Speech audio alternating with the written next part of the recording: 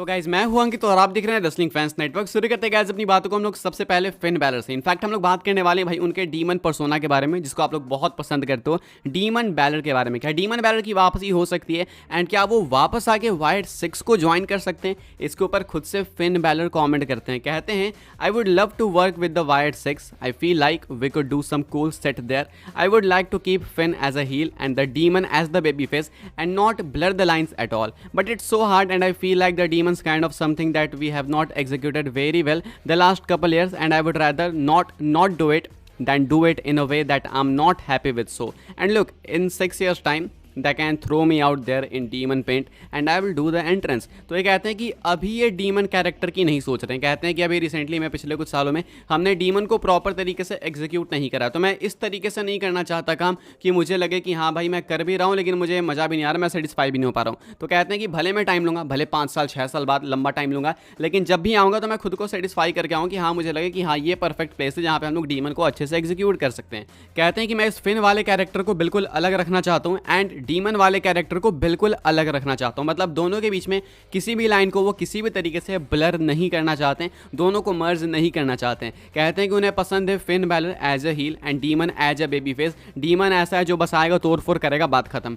Fin ऐसा है जो कि टैक्टिक्स के साथ खेलता है, दिमाग चलाता है। डीमन के साथ ये सब सीन नहीं है, तो मैं दोनों को अलग ही रखूंगा। बाकी बात आती है वाइड 6 की, तो कहते हैं मैं वाइड 6 के साथ काम करना पसंद करूंगा। मतलब इनके हिसाब से वाइड 6 के साथ कुछ बहुत अच्छी चीज़ें कर सकते हैं जो कि क्राउड को, ऑडियंस को बिल्कुल पसंद आएगी देखने में। एंड आई थिंक बिल्कुल सही भी कह रहे हैं। डीमन बैलर सोचो भाई वाइड 6 के साथ हैं तो क्या मजा आ जाएगा। अभी के हिसाब से भाई वो देखना होगा कि आगे वाइड 6 किस स्टेटस पे होती है एंड डीमन बैलर जब आएंगे तो उस टाइम पे परफेक्ट स्टोरी मैच करेगी या फिर नहीं, सेंस बनेगा या फिर नहीं। लेकिन हाँ ये ऐसा कंप्लीटली रूल आउट नहीं कर रहे हैं, मतलब ये स्टिल डीमन को लाना चाहते हैं एंड कहते हैं कि ये इंटरेस्टेड हैं वाइड 6 को ज्वाइन करने के लिए, यानी कि उनके साथ काम करने को तैयार हैं बैलर। क्या आप चाहते हो डीमन बैलर वाइड 6 के साथ जाएं? कॉमेंट करके बताना। आगे बढ़ते हैं गाइस, बात करते हैं हम लोग अपनी अगली स्टोरी के बारे में जो कि रिया रिप्ली एंड डोमिनिक को लेके। रिया रिप्ली डोमिनिक की स्टोरी भाई अभी आगे बढ़ने वाली है, बहुत कुछ होने वाला है। अब अभी के हिसाब से क्या रिया रिप्ली ऑलरेडी हिंट कर चुकी है, टीज कर चुकी हैं कि वो डोमिनिक से अलग होने वाली है, क्या इनका स्प्लिट हमें देखने को मिलने वाला है? क्या रिया रिप्ली स्पॉइल कर चुकी हैं? होता क्या है कि मंडे नाइट रॉ में वापसी होती है रिया रिप्ली की। रिया रिप्ली आती हैं तो लोगों ने एक डिटेल मिस कर दिया, कुछ लोगों ने कैच करा, बहुत सारे लोगों ने मिस कर दिया।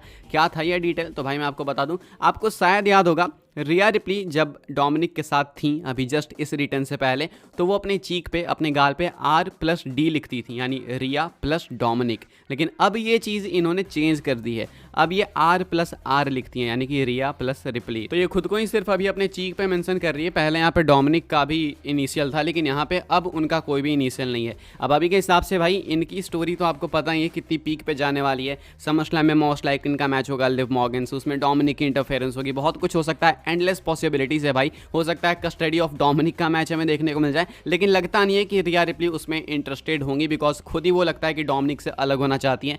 तभी तो इन्होंने R+D उस चीज़ को मिटा दिया। क्या सोचते हो आप इसके बारे में? कमेंट करके बताना। आगे बढ़ते हैं गैस, हम लोग बात करते हैं अगली स्टोरी के बारे में जो कि MCMG को लेके। सुबह वाली वीडियो में मैंने आपके साथ इनकी अपडेट शेयर करी है मोटर सिटी मशीन गन्स को लेके। क्या न्यूज़ शेयर करी मैंने आपके साथ? मैंने आपको बताया कि ये हिंट कर रहे हैं कि इंडिपेंडेंट सर्किट पे इनका काम हो चुका है, अब ये किसी प्रॉपर कंपनी में जाएंगे, या तो AEW में, नहीं तो WWE में। तो मैसू चैंपा ने एक इंस्टाग्राम स्टोरी शेयर करी जहाँ पे ये Alex Shelley and Chris Sabin दोनों को, यानी मोटर सिटी मशीन गन्स को मेंशन करते हैं अपनी स्टोरी पे। तो देख के लगता है कि ये WWE की तरफ आ रहा है। अभी इनको लेके भाई एक और नई अपडेट है। नई अपडेट ये है कि अब चाहे ये WWE के अंदर जाएं, चाहे ये AEW के अंदर जाएं, जो भी कुछ होगा आपको बहुत ही जल्दी होते हुए देखने को मिलेगा, यानी सिर्फ कुछ हफ्तों के अंदर आपको देखने को मिल सकता है। अब क्या होगा भाई, मैं ये नहीं कह रहा कि ये सीधा डेब्यू कर लेंगे, हो सकता है कि WWE प्रॉपर अनाउंस करे कि इन्होंने साइन कर लिया है मोटर सिटी मशीन गन्स को, बिकॉज ये बहुत बड़ी साइनिंग होगी। तो कुछ मेजर न्यूज़ आपको ब्रेकआउट होते हुए देखने को मिल सकती है। अब या तो WWE खुद से ही अनाउंस कर दे,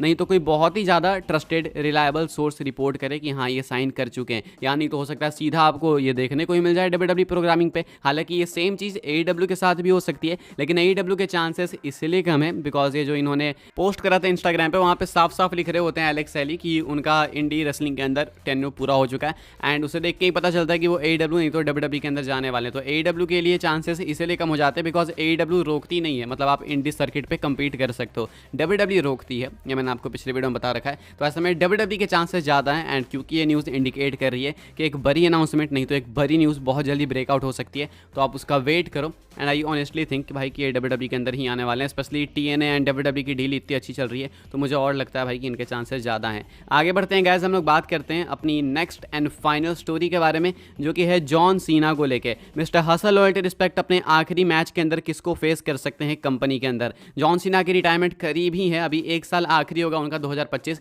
जनवरी से लेकर दिसंबर तक चलने वाला है, बिल्कुुल एंड तक। लेकिन जो सबसे मेजर मैच होगा जॉन सीना का वो रेसलमेनिया 41 में होगा। अब जब जॉन सीना ने प्रेस इवेंट के अंदर ये चीज़ मेंशन नहीं करी थी कि वो 2025 एंड तक जाएंगे, तब तक लोगों को यही लग रहा था कि जॉन सीना रेसलमेनिया 41 में रिटायर हो जाएंगे। तो उसके अकॉर्डिंग मैं आपको बैटिंग ऑड्स बता रहा हूँ, यानी कि एक तरीके से ये जो मैं आपको ऑड बताने वाला हूँ वो ऑड इंडिकेट करती है कि जॉन सीना अपने रिटायरमेंट मैच में किसको रेसल करेंगे। हालांकि यहाँ पे रेसलमेनिया 41 का भी मेंशन है बिकॉज ये बैटिंग ऑड्स तब की है जब सबको ऐसा लग रहा था कि जॉन सीना रेसलमेनिया 41 में रिटायर होंगे। तो आप दोनों तरीके से लेके चल सकते हो कि जॉन सीना रेसलमेनिया 41 में किसको फेस करेंगे या फिर जॉन सीना अपने रिटायरमेंट मैच में किसको फेस करेंगे। मोस्ट लाइकली ये दोनों चीज़ें आपस में ही कनेक्टेड है, लेकिन अभी देखना होगा भाई आगे क्या होता है। अभी मैं आपको सिर्फ ऑड्स बता देता हूँ, ये ऑड्स लेके चलो कि जॉन सीना अपने फाइनल मैच में किसको फेस कर सकते हैं। रेसलमेनिया 41 ज़्यादा वो कैच मत करना, रिटायरमेंट मैच में किसको फेस कर सकते हैं, बिकॉज पहले सबको लगा था कि रेसलमेनिया में ही जॉन सीना का रिटायरमेंट मैच होगा। तो ये बेट ऑनलाइन की ऑड्स आप लोग देख सकते होगे।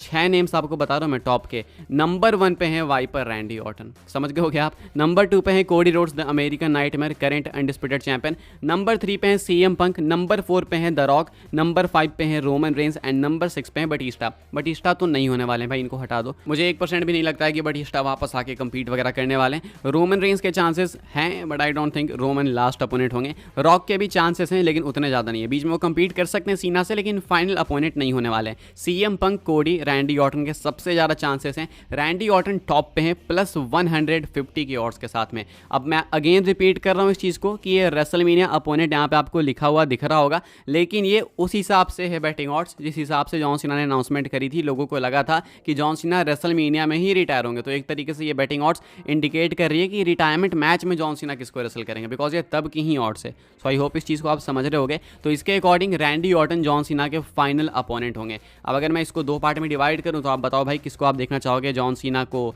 फेस करते हुए रेसलमेनिया में एंड जॉन सीना को आखिरी मैच में फेस करते हुए। आप बताना आपके हिसाब से। मेरे अकॉर्डिंग रेसलमेनिया में वो फेस कर सकते हैं कोडी रोड्स का एंड देन उसके बाद फाइनल मैच के अंदर रैंडी ऑर्टन। मुझे ऐसा लगता है कि सही होगा बिकॉज अगर वो कोडी रोड्स को फेस करेंगे तो देन वो कोडी रोड्स से टाइटल ले सकते हैं, 17 टाइम चैंपियन बन जाएंगे एंड उसके बाद रैंडी ऑर्टन उनको उनके आखिरी मैच के अंदर हरा के, अगर आपको सही लगे जॉन सीना को उनके आखिरी मैच में हारता हुआ देखना, तो रैंडी ऑर्टन उनको हरा के उनसे टाइटल लेके रैंडी ऑर्टन भी बन सकते हैं एक बार फिर से वर्ल्ड चैंपियन। तो अभी के हिसाब से भाई ये चीज़ ही ज़्यादा लाइकली है, यानी कि रैंडी ऑर्टन के सबसे ज़्यादा चांसेस हैं। ज़्यादा कंफ्यूज नहीं करूँगा आपको। फिलहाल इस वीडियो के लिए बस यही कुछ अपडेट्स थी। आई होप्स आपको इन्फॉर्मेशन मिली हो। मिलो तो वीडियो को लाइक करें, शेयर करें, सब्सक्राइब करें, चैनल को फॉलो करें। मुझे इंस्टाग्राम एंड ट्विटर पर लिंक आपको मिल जाएगी डिस्क्रिप्शन में। ज्वाइन करें व्हाट्सएप चैनल को, उसके भी लिंक है डिस्क्रिप्शन में। मिलते हैं अपनी नेक्स्ट ऑफर काफ़ी इंटरेस्टिंग वीडियो में।